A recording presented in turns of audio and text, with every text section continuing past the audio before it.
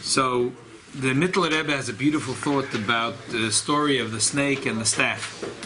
What's the idea that the Rebbe Shalom tells Moshe Rabbeinu to take the staff, throw it on the ground, it turns into a snake, the snake turns back to a staff. And this is the interesting thing, that this is the one thing that happens twice. Once when the Eibishter sends Moshe Rabbeinu to the Jews, and he says, what's the sign? So the Eibishter gives him a sign with the Nochash and the Mata, and also by Pharo. There were other things that the Eibishter said to Moshe when he comes to the Jews, and other things to Pharo, but this was the one constant thing. The Mittler Rebbe says that a Mata, as opposed to a shevet, means a staff that goes like this. It's thicker on the top and thinner on the bottom. That shows on the idea of Seder Ishtalshalus. On the higher levels, there's more revelation of Kedusha, and in the lower levels, there is less. If you hit it to the ground, it turns into a snake. You don't see any Kedusha, any holiness, you see a snake full of venom. But Rabbi Shalom said that when you pick up the snake again, it turns into a staff. Because really everything is in Hashem's hand. And therefore Hashem is in every place. And Leisa Sar Ponimenei, there's no space that's empty. And vacant from the Eibush, that even if you pick up the snake, you find that it's really the staff. And that's the sign that he gave to the Jewish people. And that's the sign that he gave to Pharo.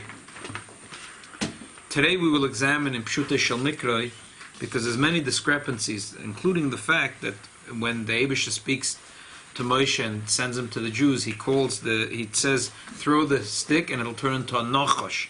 When he says he should go to Pharo, he says, throw the stick and it'll turn into a tanin. And Rashi says a tanin is a nochosh, although a tanin could also be a crocodile. Famous for the Nile. Right, the Nile, the crocodile, but parshas, like if you learn the Haftarah, this week's parsha, he says he's a very arrogant. Pharo says, Atanin agodla rovetz b'toich oidev, the big, what is he talking about? The big snake? And most scholars think that they're talking about the crocodile in the Nile. It's like that symbol. The crocodile, has the big mouth and big teeth, and he'll devour any prey. So that's li yoidev ani asisini, the arrogance of Pharo. Is the tanin. Rashi says that in both places it's a snake, and that's what pushed up shot in the. But why is it here it's called a nochash, here it's called a tanin?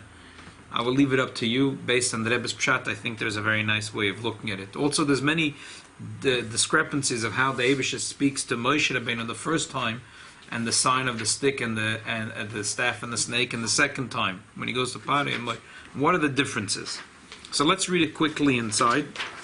And it's a riveting sicha, very geschmack sicha. In parshas Shmos, Perek Zayin, Posek Aleph. Vayera Hashem al Moshe reina saticha lekom Pharo va'aron achicha yene v'yecho. Ata tadaber eser kol asher atzaveka va'aron achicha yedaber el Pharo v'shilach el bnei Yisrael me'aretzei. The Eibishter said to Moshe, I am putting you as a ruler over Pharo, but Aaron is going to speak for you. I will make Pharaoh's heart very hard. He will be stubborn, and through that there will be a lot of signs and a lot of miracles, a multitude. If he sent the Jews immediately out of Egypt, there wouldn't be 10 plagues, and every plague had so many details of it. The Eibishter says, I'm going to harden his heart so he'll get the full brunt of the makas. He won't listen. I'll put my hand onto the Egyptians. I will take out my people, my nation, Israel, from Egypt with great punishments, with great signs. Egypt will know that I am God. When I will put my hand on Egypt, when I put my hand on Egypt and take the Jews out. And that's what they did. Moshe is 80, Aaron is 83. The Eibishter spoke to them. When Pharo is going to speak to you and say, give me a moifes, give me a sign. V'amarta al Aaron, you should speak to Aaron and say, Kachas matcha, take your staff, ahashlach lifnei Pharo, throw it in front of Pharo, yilasanin, it should turn into a tanin. Rashi says tanin means a snake, not a crocodile. Means a snake. Yeah. V'yove Moshe v'Aaron al Pharo v'yasu came. Moshe and Aaron came in front of Pharo. They did so. Kasher tziva Hashem v'yashlach Aaron es mateo lifnei Pharo. He threw his staff in front of Pharo. V'yilasanin, and it turned into a snake. V'yikar gam Pharo l'chacham l'machashrim. And Pharo called to his wise men and to those that did witchcraft. V'yasu gam heim chartumim mitzrayim balateim came. The wise of Egypt were able to do the same trick. V'yashlichu ish mateo v'litzalninim. They each threw their staff and it turned into taninim. Vayivla mata Aaron as matoisan, and the staff of Aaron swallowed all their sticks. The funny part is now it says mate. It says mate. It doesn't say a snake. Oh, yeah. That's what Rashi says. It's like Very interesting. Peter Rashi, very good. What's going on over here? So Rashi says ma'acha shechozav, and nasa mata was an incredible miracle. After it became a stick, bolas kulam, it swallowed. A snake should swallow another snake is not such a miracle. But all of them. But that a stick should swallow other sticks is an incredible miracle. No, a stick. He ate the snakes, not the sticks. Or if Rashi doesn't say that clearly. If the stick ate snakes, so no, but I was saying understanding from what is it said? It says they didn't turn it back into sticks. Right. It could say that in Rashi. It's very good. The Rebbe will deal with that. But except for one. Does it say that hatanim gedolim over there? Yeah, and over there means fish. Over there means fish. Yeah, for sure. But Right. Over there, taninim means gedolim. Taninim means fish. The thing is that it could have been a stick in the appearance of a snake. So it's still a stick, but the stick had evolved into cover. But it was a miracle. had morphed into another thing. Okay. You know? But it was still a stick. Let's look further and go back to the first time the Eibusha tells him about making a miracle with a staff and a snake. But regardless if it's a snake or stick, when he swallowed all the mechashvim, maybe they had 20, 30, 40 That's of a them. big miracle. That's a big miracle. Right. So we'll talk soon about how big the miracle and how many details in the miracle there was. Let's go back to Shmoy's Perek Dalet Pasuk Aleph. It's in the bottom of the page. Vayan Moshe. This is the first encounter at Choyreba when God reveals himself in the Sneh to Moshe, and he begs him to go to the Jewish people and give them the message of deliverance. Vayan Moshe, vayomer v'ein lo yaminu mi. They won't believe me. V'lishma v'koyla ki yomer lo nira lech Hashem. Vayomer lo Hashem, maza biyodech. What's in your hand? Vayomer mata, staff. Vayomer shlichei arza, throw it on the ground. V'shlichei arza, he threw it on the ground. V'yilnoch, turned into a snake. Vayonas Moshe, upon Moshe ran away from the snake. Vayomer Hashem al Moshe. The Eibusha said to Moshe, Shlach yodcha v'echaz beznavi, hold on to its tail. V'yishlach yod v'yachzik boy. He held on to the tail. V'yila mata b'chap, it turned into a staff. The Eibusha said, "L'man yaminu ki nira elach Hashem elakei avoisam." Through this, they will believe that God, the God of their father, revealed Himself to you. Elakei Avram, elakei Yitzchak, elakei Yaakov. Vayom Hashem lo yoid. The Eibusha's second thing. Hava lo yoda b'cheikecha. Put your hand into your cheik. Vayovel yoda b'cheikoi. Vayoitzia v'hina yoda mitzaras kasholag. His hand was white with leprosy. Vayomer hoshev yodchel cheikecha. Put your hand back in. Vayoshev yodel cheika vayotzim cheika v'shana b'sore. His skin was again normal. V'hoya, the Eibusha said, if it will be if they won't believe you the first sign, they'll believe you in the second sign. So, and it's important to know that Rashi brings here in Pshutta Shel Mikra. Now, why was the Eibusha told him? The Eibusha told him, and that you say that the Jews won't believe. That's lashon hara. You don't think the Jews will believe? That's a lashon hara, like a nachash. And even worse, you deserve to have tzeras. And it's only a sheer miracle that I'm going to allow you to not have tzeras for the rest of your life because you said lashon hara to the Jewish people. And when you will tell the Jewish people this, that you suffer two things, that the snake was running after you and that your hand turned white like a tzeras, they'll say, we know it's the Geula. Because we know from the days of Sorei Menu, we know that that God is now turned to hear our cry. It's a little deal. The hand, Nekeva. I don't know. I don't know. If they will not believe these two signs, they won't listen to your voice. You'll take from the water of the yaoir, you'll pour it on the dry land. It will turn into blood. Okay, enough.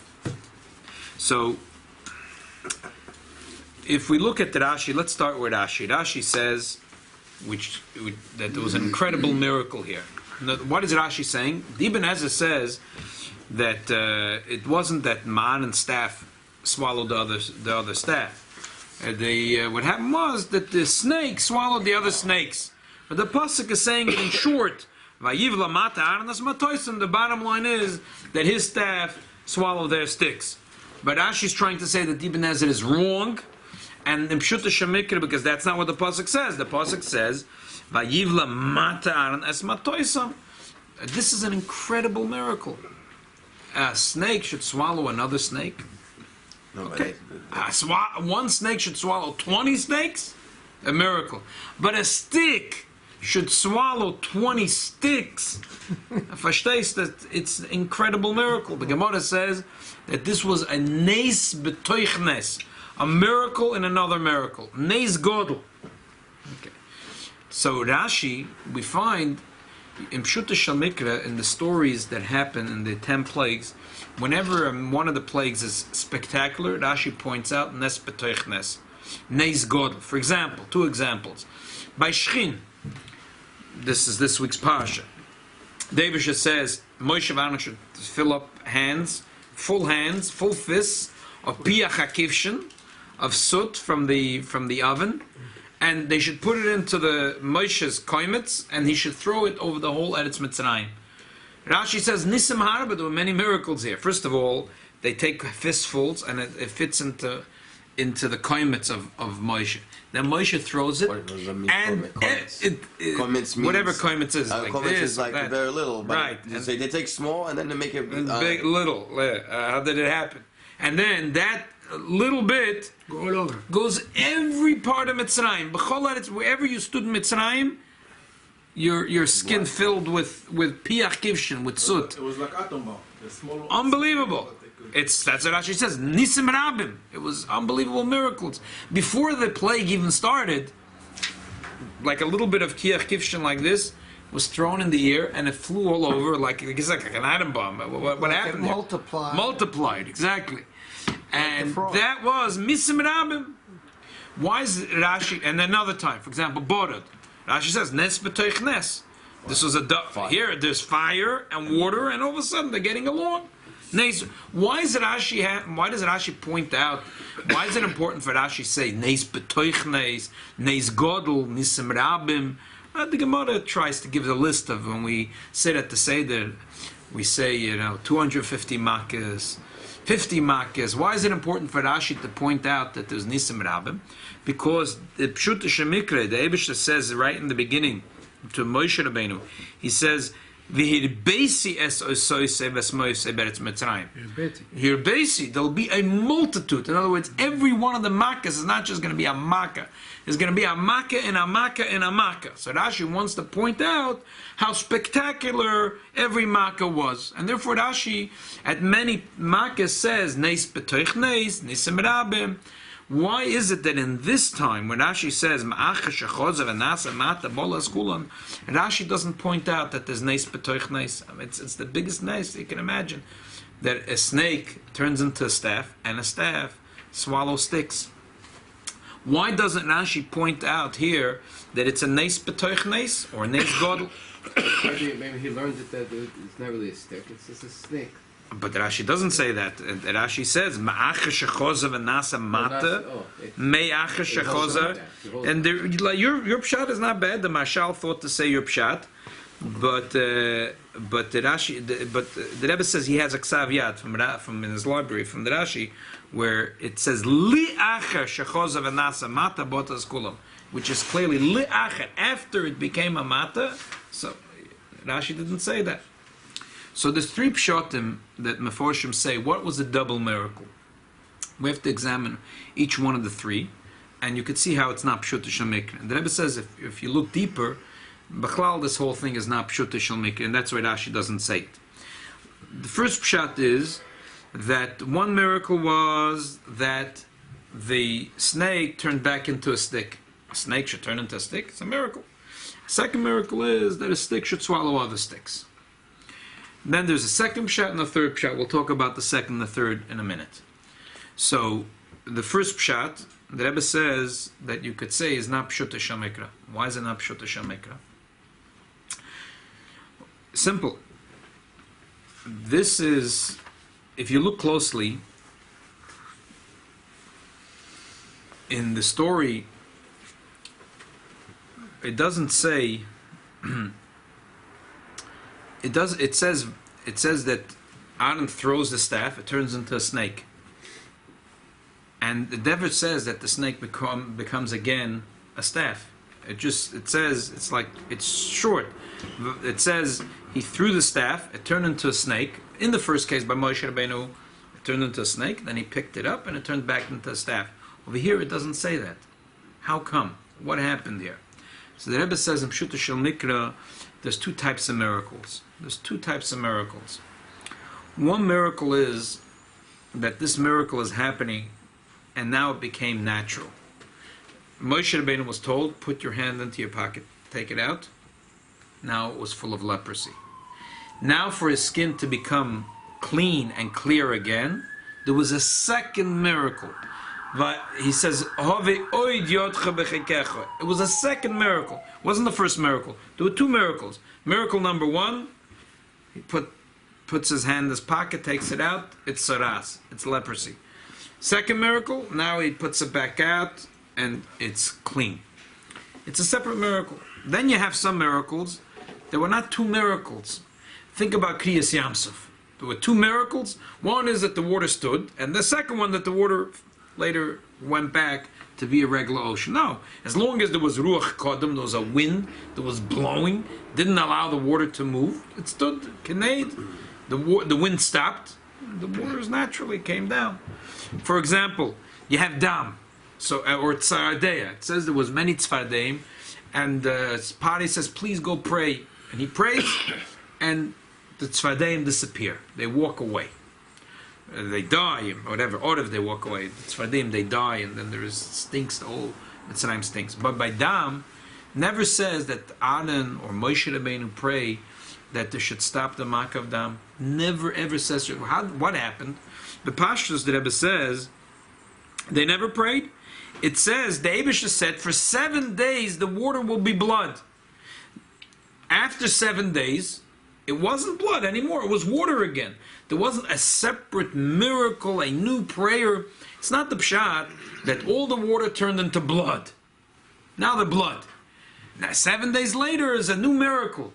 You know, a couple of barrels of blood that was out of the Yoer stayed blood.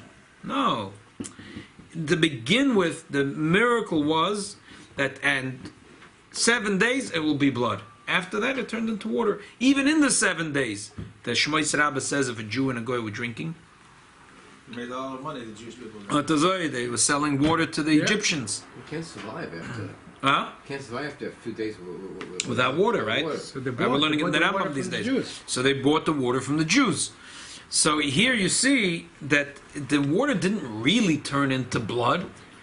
The water was water. If an Egyptian tries to drink, it turned into blood. If he tries to grab the water from the Jew, it turns into blood. But the water didn't really become blood. So you see there's two types of miracles. There are like the tzvardeya, there were really tzvardeim. To get them to die, there was a separate miracle, they died. Dam, there wasn't two miracles. There was one miracle. It turned into blood for 7 days. After 7 days, automatically it was water. These people, the Egyptians, they're so much scared that they're drinking blood. Those people are... No, they don't care. They don't care what but they're they drinking. want a little bit of water too. Yeah, you can't live without. Well, no. Coffee is good, but you need some water. No, I'm saying in the look of it that they cared so much about drinking blood was, for them, it's like water. Okay, good. They need a- they didn't care when they eat animals. They don't shake them. They don't do melicha. They Right. eat, and it's also water. Blood is For the first day, it was not bad.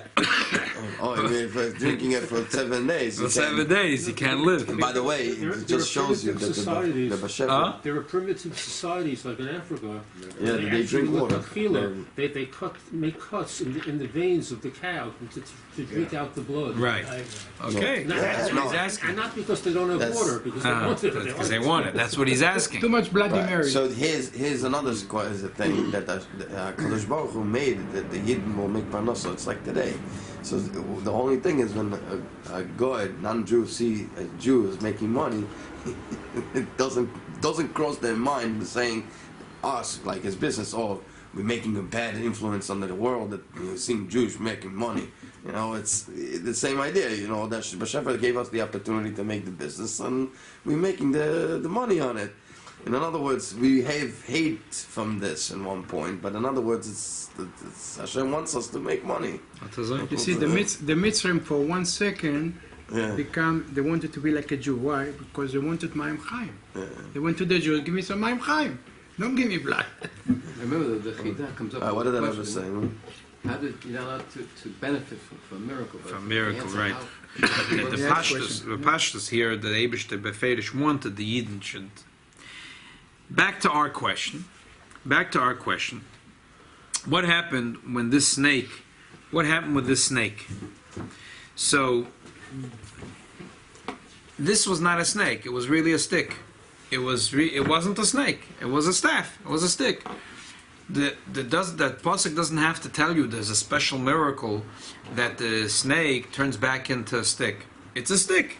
It was only a special miracle to show Pharo that he threw the staff down and turned into a snake. The fact that it turns back into a staff, you don't need a special miracle for that. That was when there was a sign to Pharo. When it was a sign to Moshe Rabbeinu and to the Jews, it was different. Because over there was a remez that it turned into a nachash. Because you're talking Lashon Hara. So you're turning into the nachash. You're like the nachash that speaks Lashon Hara. Here it required a second miracle. First the stick turned into a nachash. And then the Eibusha said, you know what? I'm going to do a miracle. I'm going to heal you. The nachash, Moshe runs away from the nachash. The Eibusha shows him. Lashon Hara runs after you. You speak Lashon Hara and you think, yeah, you just say a few words of Lashon Hara. But you said Lashon Hara to the Jews, it turns into a snake. The snake is running after you. It turned really into a nachash. Now it will be a separate miracle. You're going to turn the nachash back into a mata. Same thing with his skin. You spoke Lashon Hara, your skin turned into tzaras. But you know what? I'm going to do a miracle and I'm going to heal you. That was when Moshe Rabbeinu spoke Lashon Hara against the Jews. But when it was the miracle that happened in front of Pharo, so you don't have to tell me that the staff turns back into a staff. It's a staff. It just turned into a nachash. That's it. It turns back into a staff. So there's no nes b'toich nes. There's no double nes here. Again, the first pshat is that what was the double nes? One miracle is that a snake turned into a staff, and a second is that the staff swallowed the other staff. The fact that the snake turns into a staff, that's not a miracle. It's a stick. This is not a snake. What really was it? It was a stick. The Machashrim, I don't know what they did. Maybe their rib was a snake, and it looked like a stick. The snake could stand up for a few minutes, but we know the emes that by Moshe Rabbeinu, it was really a stick. And therefore, there's only one miracle. The fact that the stick turns back into a stick is not a miracle. A stick is a stick is a stick. That's not a miracle. For a few minutes, it turned into a snake in order to be as moifus to Pharo. But the fact that it goes back to be a stick, that's not a moifus. The only moifus is that one staff swallows all the other ones. So this is one pshat, and you see why it's not a nes b'toich nes. Another pshat is, the Mashal says that one miracle is that even one that a snake should swallow another snake is a miracle, and this doubles that it's in a position of a staff. Why is it a miracle? What was Why it? is it a miracle? Yeah. Exactly. Snakes can swallow. Snakes can swallow other snakes. Right. But you could say that one snake could swallow another one, but one should swallow 20 or 30. Is this trying to point out that this is not? What was the doubleness What is there? All right. Number one, we know that the stick was not a Mauritian stick, right? Yeah. That it was not a, and we knew that the stick itself had its powers. So for us, as Yidden, this is not something a nace. All the Asaras Marcas were, each one of them were something that was never done before. Was something Who new says done. that? First of all, Rashi doesn't say that this mata came from Adam Rishon. Rashi doesn't say it. Rashi doesn't say it. Where did he Rashi get the doesn't say stick? it. Where did they get the stick? Moshe Rabbeinu went to the flea market And he got a stick. and he got himself a mata. No, but I don't Like understand. every- He That's was the same wrong. stick Every that- roe has mate. I thought that this is the same stick that he used for Kriyas Yamsuf and the same Okay, stick he but- uses for Later we know that it's a special mata, but right now we don't know yet it's a special mata. Right. Number one. Number two, okay, so it is a special mata. The specialty of the mata is not in the mata. It's not that the mata has a special power. It's that the Rebbeinu Shalom made many nisim through this mata. Right. So the fact that there is a double miracle is something special. Something special. There's a double miracle in the mata. Now there's a third pshat. Why is it a double miracle? That one thing is that that it swallowed other things. The second thing is that it didn't become thicker. One snake swallows 20. Gotta have some room. Yeah, you know, ולא נודע כי בא על קרבנו. Atazai, exactly. Halavai. You know, Halavai, we can have. eat all this cholent kugel. You want to say something? You expand. There's expansion. לא, תהיה תימני, תישאר תמיד הזה. How can you do such a thing? וכל הג'חנון. You eat 20 snakes and you still it's like a maldik, it's chanes. So that's what he says is a double miracle. Okay, you could argue if this is a double miracle, pshut shemikra or not, but the Rebbe says like this: in pshut shemikra, these things are irrelevant in pshut shemikra. Why? Because the thing is like this. Pashta Shaila. Everything that Moshe and Aaron do, they get instructions from the Rebbeinu Shalom. The instructions were that they should throw the staff. It's going to turn into a snake. That's why it says that Hashem told him to do that. Right? V'yem Hashem al Moshe v'Aaron ki davar aleichem parei leimetnu lechem moifes v'amarte al Aaron kachas matcha v'hashlech lifnei parei yilutanim v'ayove Moshe v'Aaron al parei v'yasu kain. Then all of a sudden, at the end, Vayivla al mate Aaronas matois. The Eibusher never told them about this. The Eibusher never told them about them. So what happened? Did the Rebbeinu Shalom didn't realize in the beginning that Pharo is going to call all the machashvim and they're going to do the same trick? The Rebbeinu Shalom miscalculated. Here, the Rebbeinu Shalom made a miscalculation. Usually he knows what he's doing. Here was a little. There was a little miscalculation Of the record. plan, of the plan. Yeah, little old plan. The Rebbeinu Shalom thought that Aaron will come, and Moshe will come, they will throw the staff, it'll turn into a snake, and Pharo will be impressed. They came, they did the trick, and Pharo called all his machashrim, they did the same trick. I'm not impressed. So the Rebbeinu Shalom scrambled. He had to do something special. He had to outdo them. So he made that the Mata Aaron should swallow their matas. Obviously, the Rebbeinu Shalom, this was all part of the plan. The Rebbeinu Shalom knew that this is going to happen. So what happened that he didn't mention about this in the beginning? So the pshat is like this. There's a fundamental difference between the signs that Moshe Rabbeinu made when he meets Pharo the first time and the 10 plagues. The parshas, the 10 plagues, is a punishment. It's a punishment. True, the Eibusher says, "V'yodu kani Hashem," they'll know I am God, but it's a punishment. In the punishment, they will also know that I am God. They will also know that it's from the Eibusher, but it's a punishment.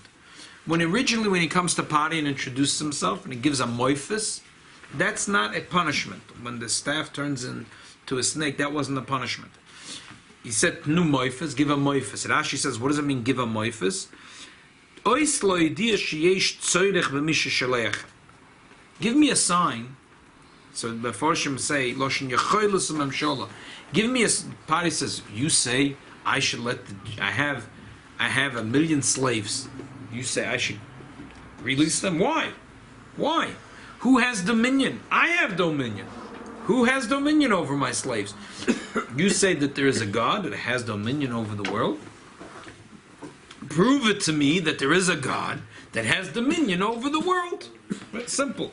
Moifes doesn't mean make a miracle, like you come to a tzaddik and you give a kvittel, you go to the oil and you write a pan, or you go to the Kois Lamaravi and you stick a note in the cracks. When Pare says Tenu Moifes, it means I don't believe that God has dominion. Prove that God has dominion. So therefore the Eibusha said to Aaron, you throw the staff. I'm going to do the rest. The rest was in the hands of HaKadosh Baruch Hu. What happened? That it turned into a snake.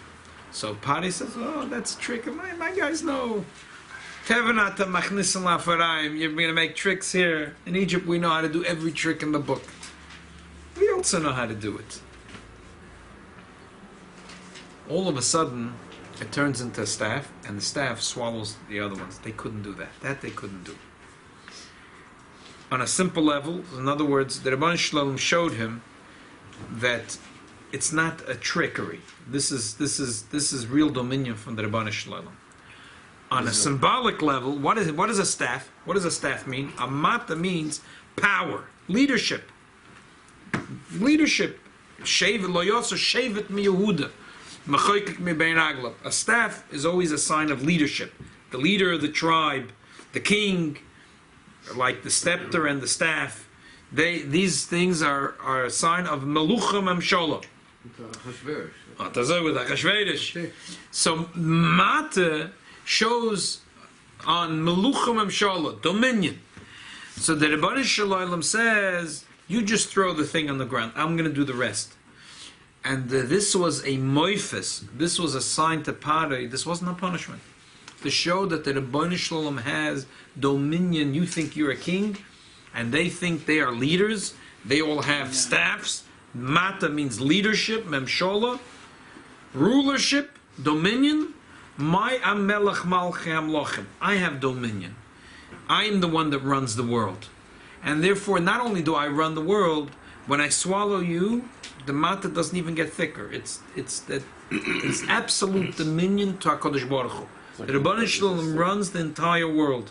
Vayivla mata arnas matoisen is a moifes, is a sign and a remez that shows, again, a staff shows on melucha memshola, dominion, leadership, kingship, and my staff, which is Moshe and Aaron, the Eibishter staff, swallows all the matas. Therefore, over here there is no inyan to say nisim harbe, nes betoich nes, in the 10 plagues, where the point was to punish them. So it's like we sit in the night of the Seder and we say, you think it's only 10 miracles? It was 50. And you think at the Yam Suf it was 50? It was 250. Now you can sit all night and learn the Forshim. What were the 250 miracles that happened on the Yam Suf? So you can sit all night and learn the Al Shech HaKodesh, you can learn the Chidah, you can learn the Oir HaChaim. It's great. There's a lot. You can have a lot of fun. But the Moshe Rabbeinu could have said Hashem Hashem for us, and everything was begun too. Oh, but we didn't want. We want them to suffer quiet, slowly. No, I'm talking about the sticks. They could have been, the snakes could have been gone also by saying Hashem Hashem for us. But here the Eibishter said, that's what I'm saying. It's like something. I want to do the rest. I just want you to throw the mata. I want you to throw the mata. And the rest, that the Rebbeinu Shalom shows his inyan, which is not Moshe and Aaron, that the mata Elokim swallows the other matas. In the 10 plagues, there's a inyan for Rashi to show you, there's a nes betoich nes, there's nisim harbe, there's a nes godel. He wants to show you how it wasn't only that they had blood, but the blood was even in their house and even in the liquids, and it was so excruciating, and the pain was so big, and the olive, all the piachkivshin, to show you all the details of the miracle, and that there was many miracles. There was a multitude of miracles, but that's only in the 10 plagues. In the first one, which is not the plague, but the simon that the Rebbeinu Shalom gives to Pharo, that I am the boss, I run this world, like the Mittel Rebbe said, that the remez of the Mata is that in the Kedusha, in the higher levels, is a lot, but then there's less and less and less. And then it even turns into a snake, and you think that the world runs on its own, and the snake is full of venom, and he can do whatever he wants. It's all the Rebbeinu Shalom's Mamshala. So that remez, it was not a punishment. Over here is not negeya that it's a neis betoich neis or neis godel or nisim harbe. The point was not a punishment and not revois moivse. Truth is, it was a spectacular miracle, but the point was the remez here, that there's mata elokim swallows all the matas, and therefore Rashi doesn't go on to say that there's neis betoich neis, because it's not important here to know that there was double. If it was a double miracle, say it was a double miracle, say it was a triple miracle, say all three pshatim are right, but that's not the point here. The point is the siman, that mata elokim swallows all the other matas. What does this mean in Avodas Hashem? In Avodas Hashem, it's simple. There is 10 plagues. 10 plagues is there's 10 levels in Kedusha, and Keneged there's 10 levels in Klippa. There's Chochma, Bin, and Das in Kedusha, Nefesh Elokis, and the Yetzer Hara tries to rob it for himself. There's Chesed, Gvura, Tiferes in Kedusha. The Nefesh Elokis has Chesed, Gvura, Tiferes, which Chesed means Avas Hashem. Ava, the power to love, to be passionate, to be excited about something. So what does the Yetzer Hara want? The Nefesh Bahamas wants to rob it. That the excitement that a person has shouldn't be in Kedusha, should be in Olam Hazeh. Same thing Yida, same thing Tiferes, Netzach Yesod, Malchus. All the 10 spheres of a person. So the Nefesh Elokis wants it should be totally devoted to Kedusha. Nefesh Bahamas wants it for itself. Wants it should be devoted totally to Olam Hazeh and to Klippa. Only they want a person should be. It should all be directed to Olam Hazeh and to sin. That's the constant struggle. So the 10 makas is to expunge the 10 levels of kedusha that's in the hands of the Mitzrayim, and to bring it back in the place of kedusha. That's why there's Chassidus explains in detail how blood expunges the chokhmah, which is water, which gets contaminated by being, when a person uses the brain, instead of using it for kedusha, using it in l'umazah when it's not necessary. Obviously, when a person has to go to work, you have to think with your head what you're doing, especially if your job requires using your head. But overusing your head about thinking in business, every tachbula, that I'm going to outsmart the world, the Rebbeinu Shalom wants the world. So when a person takes his whole chokhmah and spends his whole chayis of his chokhmah into klipa, so then that is Mitzrayim. He's in Golus. He's in Golus Mitzrayim. Yeah. So Dom is how to expunge the chokhmah from klipa and bring it into kedusha. And then there's tzvardeya, that's for gvura, and then there's kinim, that's for das. And the Chassidus explains how every one of the 10 makkahs is a tool to expunge our koyach of kedusha, our 10 levels of kedusha, which are in Golus, are in exile by the Nefesh Bahamas and the Yetzer Hara, and how to bring it into redemption, to take it out of Golus and bring it into Geula. But there's a general Hakdama, which is the Mata Lakim, that Moshe Rabbeinu comes with the Mata, and that Mata gives a general Shvira, breaks the Klippa. The Klippa is arrogant. He says, there's God? Who's God? I run the world. I figure things out and I run it. So the Mata is the general thing which says, no. We don't run the world. The Rebbeinu Shalom runs it. That's the introduction to all the other 10 makas. But yeah, we still, the Rebbe always took their responsibility on it, after all. It's a beautiful story, yeah. That's why we need a tzaddik that has a mata. Reb Pesach Malastovker. Reb Pesach Malastovker was he was a chosed of 4 Rebbes. Alter Rebbe, the Mittel Rebbe, Tzemach Tzedek, the Rebbe Marash. He was And the what? Pesach Malastovke was considered one of the most brilliant chassidim. When the Mittler Rebbe could say a mimer for a few hours straight, he would repeat the mimer word for word. In hour 350, hour 355, he would cough. He knew exactly. He could chazer exactly like a tape recorder. He could chazer like a CD. He was the Alter Rebbe, and he was a good friend to the Hillel Paritcher. He wrote us. There's a famous song, the Pesach Malastovtz's Nigun, which we should sing. Mitzvah the Shabbos will be our first Seder Nigunim. Unbelievable song. It's one of the most deepest, dveikest Nigunim of Chabad. Very unpopular. He was very old when he died. He had all four of them. Four of them. So it means that he was at least 100 years old. No? Maybe, yeah, about 100. Because the first one was young. But he was a chosed in that time. He was a wealthy man, but he was a chosed betachlis.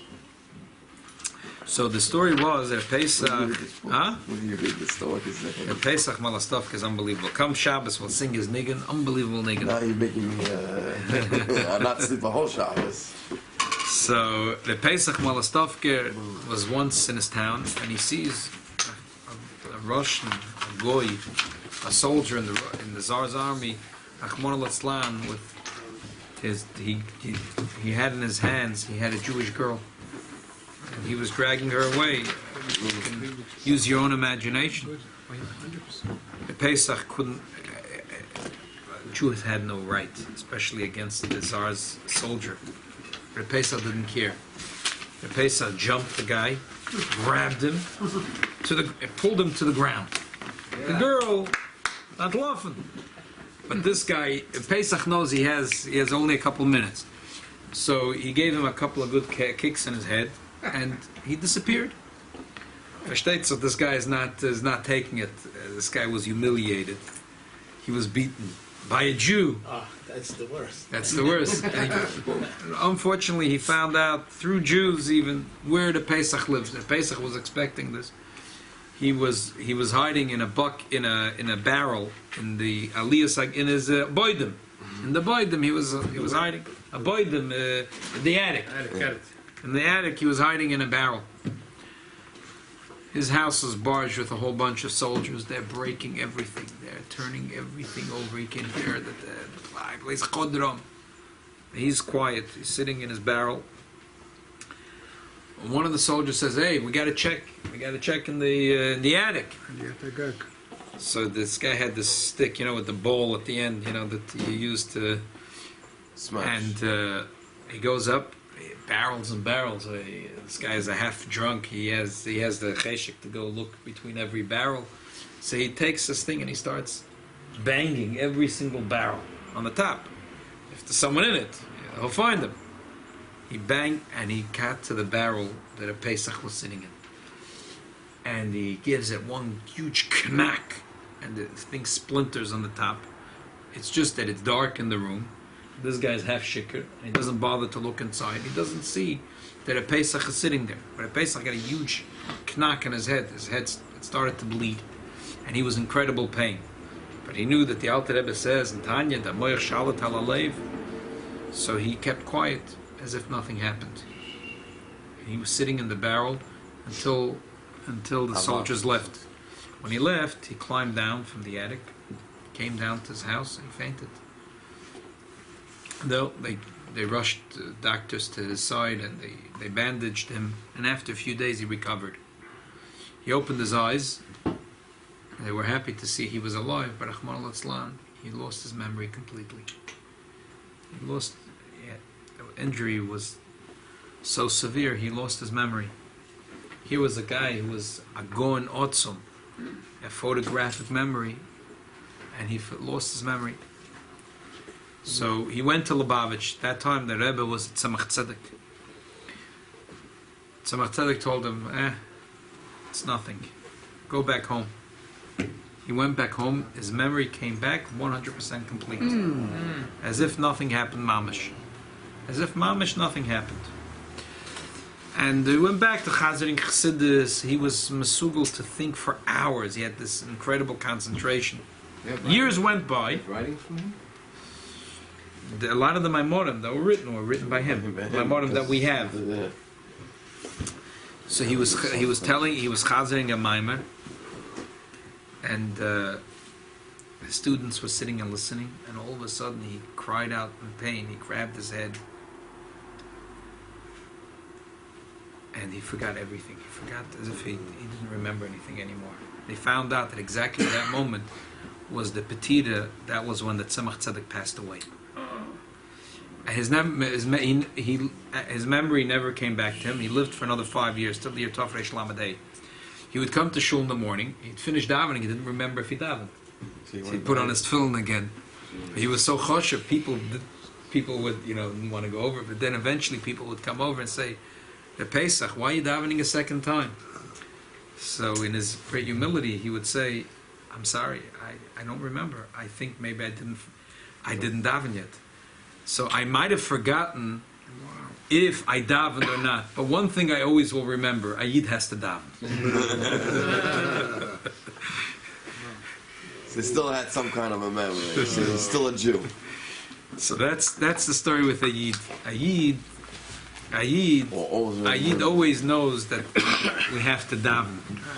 The Eibush is al-Halfman, that we should be able to break the klippas, whatever klippa there is, and we should be able to take back the Esses, Sfiras, the Kedusha that are in us, and bring us back to Nefesh Elokis where it belongs, and through that we'll have the Geula Mitzvah Shlema, Hayidei Mashiach Tzidkeinu. Amen.